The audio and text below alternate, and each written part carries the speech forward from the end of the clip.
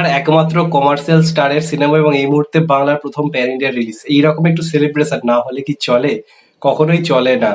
এবং যে কারণে আমার শুরুতে ওরকম এক্সপ্রেশন, মানে রীতিমতো হাঁপিয়ে গেছি এখন। তো আমি একটা কথা প্রথমেই বলতে চাই, যে টাকাতে এখন বাংলা সিনেমা তৈরি হচ্ছে, এই মানুষটা সেই টাকাতে একটা গোটা গান তৈরি করে ফেলেছে। এই গানটা প্রথম কথা কিরাম সে কথা আমি আসছি। দেখুন, গানটা কিন্তু আমি কাল রাত্রেই শুনে ফেলেছিলাম, কিন্তু আমি ইচ্ছা করেই অডিওটা নিয়ে ভিডিও করিনি, তাহলে গানটা মানে ভিডিও সহ দেখার যে মজাটা, লিরিক্স সহ, সেই মজাটা শেষ হয়ে যেত। যে কারণে মানে বাংলা সিনেমার একজন দর্শক হিসেবেই ভালোর জন্য আমি কিন্তু করিনি, নাহলে আমার করলে ওটা আরেকটা ভিউজ হয়ে যেত, কিন্তু করিনি। তো যে কারণে আমি একদম ডাইরেক্ট ভিডিওটা দেখি, মানে ভিডিও করবো বলে ঠিক করে রেখেছিলাম, যে কারণে করলাম। তো এই গানটার প্রথম কথা, যে সেট ডিজাইনটা আপনারা দেখুন, বাংলায় কোন রিসেন্ট গানে আপনারা এরকম সেট ডিজাইন করেছেন যে হিরো আসছে, সামনে দিয়ে আগুন দুপাশ থেকে উঠে যাচ্ছে, আর কি গেট আপ, কি গেট আপ! বাংলাতে এরকম কোনো হিরোর গেট আপ রিসেন্ট টাইমে তো দেখাই যায় না, এবং জিৎ বাদে এরকম গেট আপ আজ অব্দি কেউ এসছে কিনা আমার সন্দেহ রয়েছে। বাংলার অভিনেতা বলে মনেই হচ্ছে না, পুরো মনে হচ্ছে সাউথ লেভেলের একজন অ্যাক্টর। আর কি তৈরি করে, মানে বাংলার হিরোদেরকে লোকে যে ভাবে এরকম কিছু করা সম্ভব নয়, এই মানুষটা কিন্তু করে দেখাচ্ছে বস। আর এই গানটা দিব্যা কুমার যা গেয়েছে বস, কাঁপিয়ে দিয়েছে।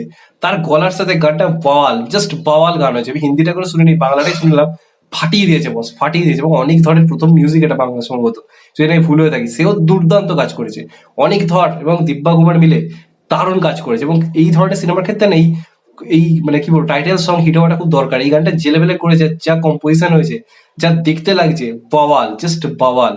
আর সুস্মিতাকে আমার খুব ভালো লেগেছে এই গানে, বেশ ভালো লাগছে, তাকে বেশ গ্ল্যামারাস বোল্ড লাগছে, সেই জিনিসটা ফুটে উঠেছে। আর অপর দিকে জিদ্দা, তার সম্বন্ধে কি বলবো, কি বলবো বস, ফাটিয়ে দিয়েছে জিদ্দার। এই জাস্ট একটা ঝলক দেখুন, এরকম হাজারটা ঝলক রয়েছে গানের মধ্যে, দুর্দান্ত লেগেছে। এবং যেমনটা আমি কালকে বলেছিলাম যে প্রমোশন করো এই গানটা, জোরদার প্রমোশন করো, যেভাবে আমি বলেছিলাম, তাহলে দেখবে এই গানটা হিউজ লেভেল একটা জায়গায় গিয়ে পৌঁছবে, হিউজ লেভেল অফ জায়গায় গিয়ে পৌঁছবে। তো দারুণ লেগেছে গানটা, লিরিক্স এর মধ্যে সেই পাওয়ারটা রয়েছে, সেই এরাটা রয়েছে, যেটা জিদ্দার এই ক্যারেক্টারটা, এই ক্যারেক্টারটা আস্তে আস্তে সেই জায়গা থেকে পৌঁছে যেটা সে অর্জন করতে চেয়েছে। তো তার সঙ্গে সঙ্গে গানটার যে পারফেক্ট যে ভিজুয়ালাইজেশনটা দুর্দান্ত হয়েছে, দুর্দান্ত। আমার তো তুখোড় লেগেছে, জাস্ট তুখোড় লেগেছে। আর জিদ্দাকে নিয়ে কিছু বলার নেই, এরকম গান ভাবা যায় না এখন বাংলাতে। সেই বহু বছর আগে বসের টাইটেল ট্র্যাক শুনেছিলাম, বস টু এর টাইটেল ট্র্যাকটা শুনেছিলাম, ধরনের গান এখন আর হয়ই না।